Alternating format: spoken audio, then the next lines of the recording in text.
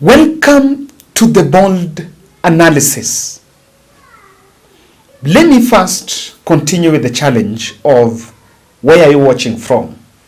Nairobi is number 1, Murang'a is number 2, Machakos is number 3, Kisumu is number 4, Kilifi is number 5, and Nyeri is number 6, and Meru is number 7, then Homa Bay is number 8, I want to give you top 10, then number 9 is Narok, I was shocked about that, number 10 is Nyandarua.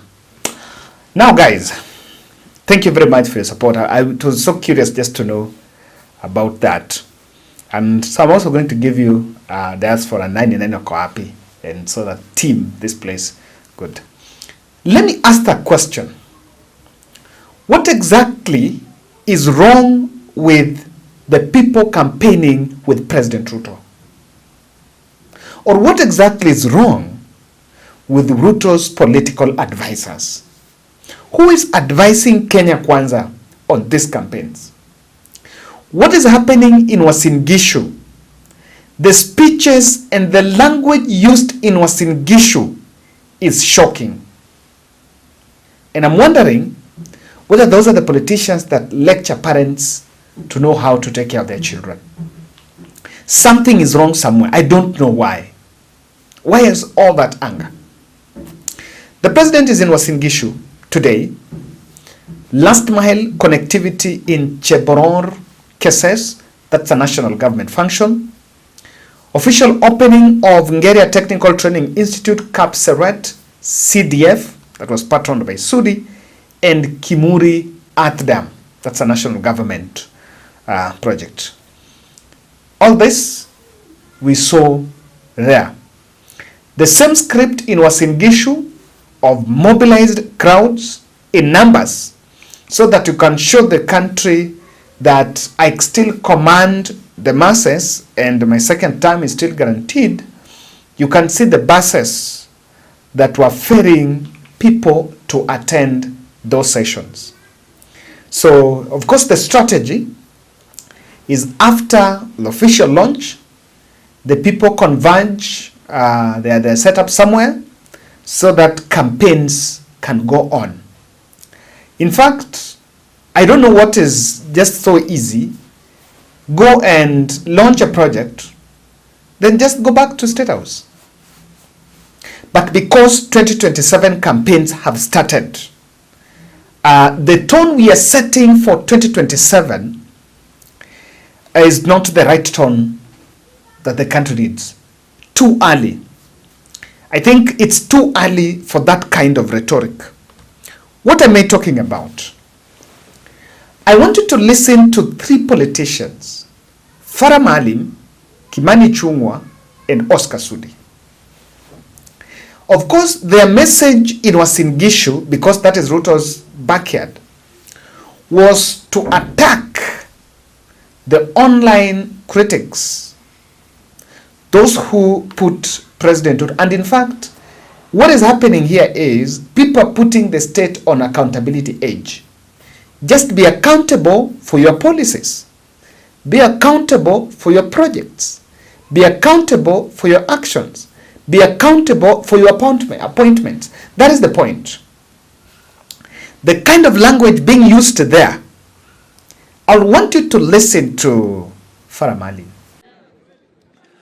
Ukiangalia mambo ya bei ya chakula imeshuka. Ukiana mavuno ya wakulima wetu imepanda. Ukiana elimu tumeenda better than any times in our history. Ukiona mambo ya universities inaendelea vizuri sana. Afya, hata Amerika haina universal health coverage, na sisi tunapata universal health care coverage. Sumeelewa? Ukiangalia walimu, ndio hiyo unaona vile inaendelea maneno. Hata sisi huko kwetu tumepata walimu wengi. Ukiona kila kitu inaendelea, alafu washenzi wengine wanasema ati Kasongo Ruto must go. Kumba nina zenu hao ambao wanasema hivyo. Kwani amekaa kwa kiti ya mama yako ama baba yako? Amekaa kwa kiti yetu sisi, na tutamchagua tutamrudisha with 99% from Northeastern province, Upper Eastern, wafugaji wote, na nyinyi mtaniahidi mtanipa mimi 99% ama 100%. He's speaking like he was drunk. I don't just know. How? How do you say that in front of the president? Such an obscene language in front of the president. Then you want the president to be respected. Around the president, even the president's family, they are women. He has children, female children. He has a wife. He has a mother. And even in this country, they are also women. I know I should not even play that video as it is, but I wanted you guys to hear it. Listen to the language, even if Farah Maalim feels that he can attack online critics. But is that the language? What's the anger for? And I was asking journalists, some journalist there, some reporter was telling me that man looks drunk. Did some people attend that rally intoxicated, under substance? This is the fellow who once said during Gen Z protest that Ruto should kill. If he was the president, he should have killed 5,000 of them. Ichun'gwa rose on his fitina politics, talking about what he thinks, how, making his approach, the kind of approach the president team are using, lobbying for votes, can only work in Rift Valley. By the way, the level of entitlement can only work in Rift Valley, not in any other place. Even in Nairobi, that can't work. Kura ni kubembeleza. Ichun'gwa took a stand, and I realized Sudi was told to call him out. Wakati niliwaambia wakati wa maandamano, wale wanaandamana Nairobi hawana shida ya stima. Si rais leo ametuletea stima hapa? Nyinyi mnataka stima, hamtaki. Wale wako kwa mitandao sababu wako na stima kwao, wanawaletea siasa ya uchochezi. Na wameshikana na viongozi wachache, wajinga. Viongozi nini? Viongozi nini? Si kiongozi wa ukabila ni kiongozi nini? Ni kiongozi mjinga. Kiongozi wa uchochezi ni kiongozi nini? Sasa nyinyi mmesema tuongee maendeleo na kuleta Wakenya pamoja. Kweli si kweli?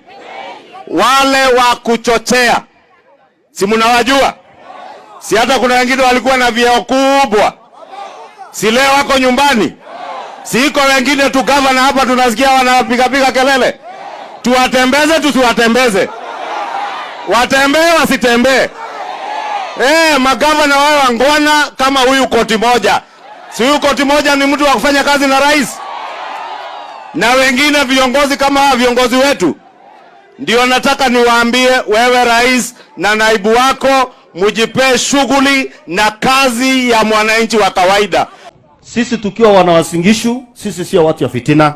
Nataka niambie Kimani Ichun'gwa, sisi ni watu tunasimama imara na tumesimama imara na tunasapotiana. Serikali ya governor na serikali kuu, sisi wote ni kitu moja. Si ni kweli jameni? Kwa sababu hao wananchi wote walichagua MCA, wakachagua mjumbe, wakachagua governor, wakachagua senator, women reps, so sisi ni team moja. Si namna hiyo? And remember I told you that when he made a speech attacking Natembeya, that side when he attacked Natembeya and he attacked Ruto, Uhuru regime, the Ruto team did not make it very comfortable. Were not very comfortable with him. And that is why Oscar Sudi was actually told to do a rebuttal and tell him, huku siya tutaki hiyo siasa ya fitina. And I think it was part of issuing the brakes. But even Sudi is not clean. Ruka juu, ruka chini, ruka where, Ruto is going to be the president. Si mnajua wale wakora wa mtandao kule Nairobi? Wanapiga kelele wanasema sijui Ruto must go, sijui nini. Simulisikia niliambia hawa jana. Waruke juu, waende chini, waende kando. Hakuna penye Ruto anaenda. Ama ni aje? Si mnajua wale wanajifanya wanafikirianga lazima wao tu ndio waongoze inji. Hapana. Hata Mluya anaweza ongoza. Hata Mturukana anaweza ongoza. Mkenya yote ako na uwezo wa kuongoza. Si hata mimi mtanipatia rais mwingine.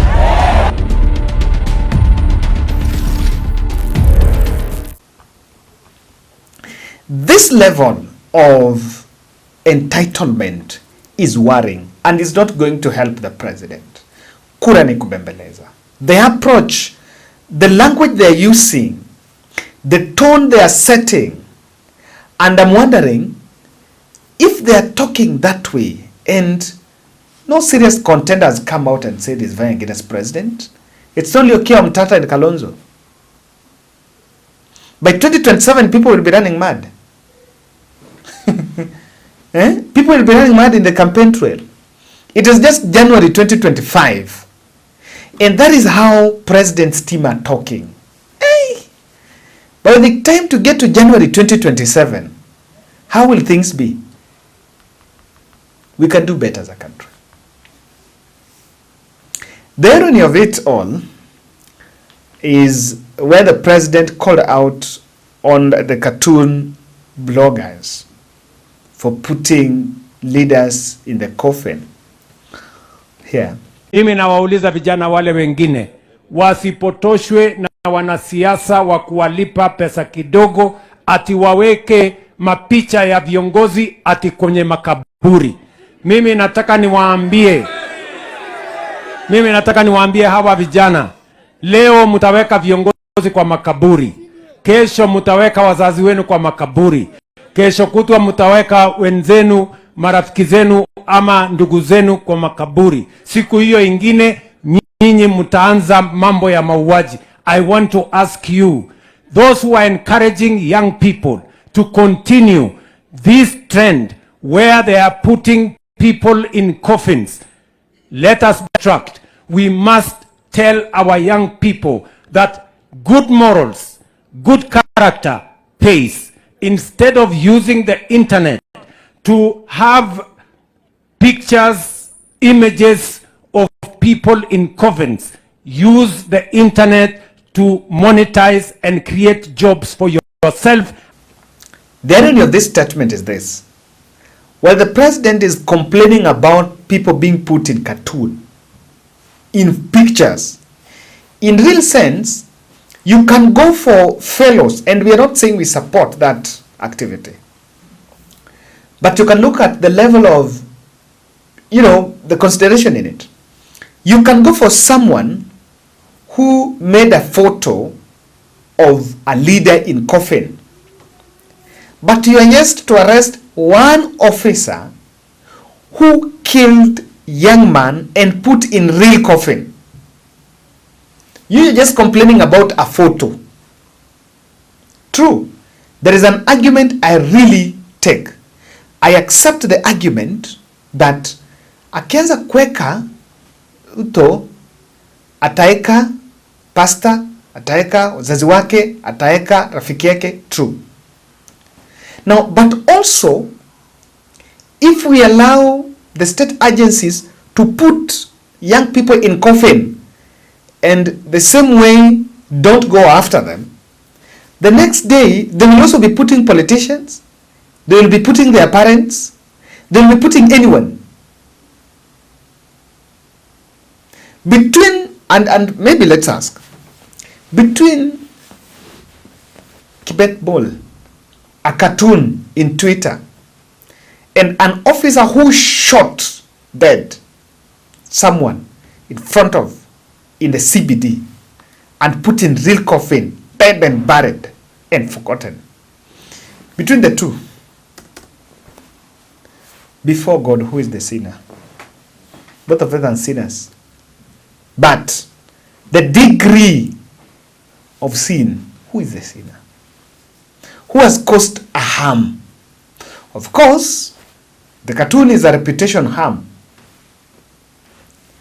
But who has caused the real harm? The real harm is the person who has put the young people in real coffin. Oh, that argument, in fact, the president would have avoided it. That one, he doesn't have a defense. I'm even wondering why they told him to take up this debate. That debate is not here.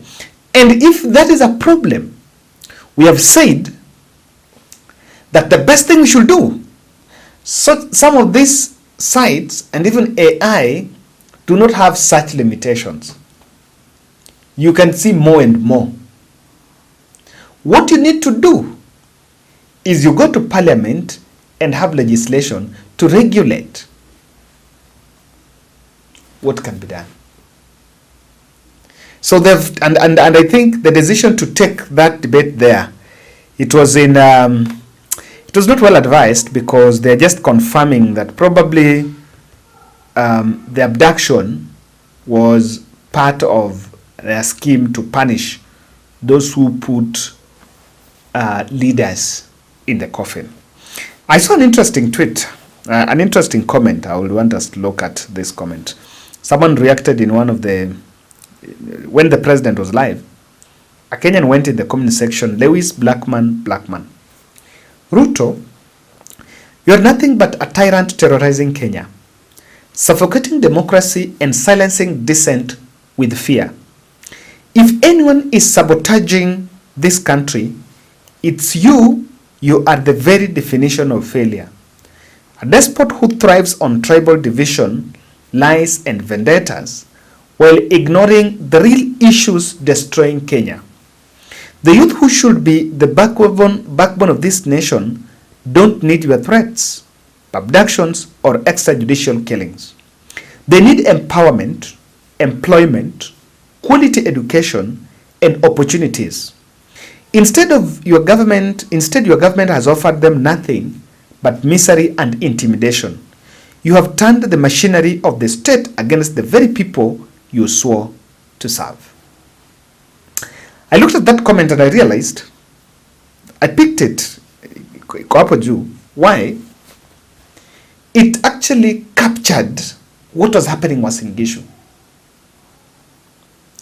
It captured the kind of, the objective of that narrative that was in Gishu rally. There were three objectives in that rally. The first one was to create an impression of us versus them. That we have some few people, and have to be made, they have some people in town who do not support the president, and they're in social media. And then we have the village folks who are not in, okay, there is an us versus them. Them in social media and us who are not in social media. That is the first category being created. The second category being created, or rather, and that was the objective, to tell those in the village folks that, look here, nyinyi msisikie wale wanatumika. What is not said to the village folks is, are those people raising legitimate questions or legitimate issues that cannot be brought up. The second objective was to send fear to dissidents and tell opponents, and that is the language probably in 2025, that whatever happens, we are going to remain in power. That was the objective. I think we can do better. It is urgently, this is what I see from the tone President's team are setting for 2027. That language, that harsh beat, there is something they're targeting. And this is what I see. ODM party, it is a matter of urgency. They should close deal with Kenya Kwanza. The level of vomiting on masses, the vomit on the masses is too much. It is not worth it. After you see elections, I'm glad Sifuna has issued a statement. I'm going to look at that statement, because I had analyzed about it yesterday. So I've seen Sifuna issuing that statement. So that's why I'm going to do that analysis. ODM party must pull out of that deal urgently. Urgently. Otherwise, the country is going down. Abductions was part of the state plan to silence dissidents. And in fact, it was state sanctioned. That is the debate they're taking there. Those are the people. So let them not say civilian, oh, we don't know. No, it was the state activity. Ruto constituency will grow narrow by this panic. When you plant panic, you say it's a must, it will happen, people fear you. But as you plant the panic, so people will fear. What is it do they want to do? They're saying it must be them. It will go whether you like it or not. The pitch on scorecard is the fact that the president saying my competitor's scorecard is a hoax. The real strategy is intimidation and vote suppression that is going on. The country has to be keen. I feel the president, after Uasin Gishu, must retreat to State House and sample the speeches by those leaders one by one and look at how the residents are reacting, and he must interrogate and ask himself a question. Do I want, what does it mean to attend a president's function? What does it mean? Where's the respect for the presidency? When mtu anasema those such words like what Farah Maalim have said, you need to think. You need to think. Because this is not, if this is the tone now, hapana. Thank you.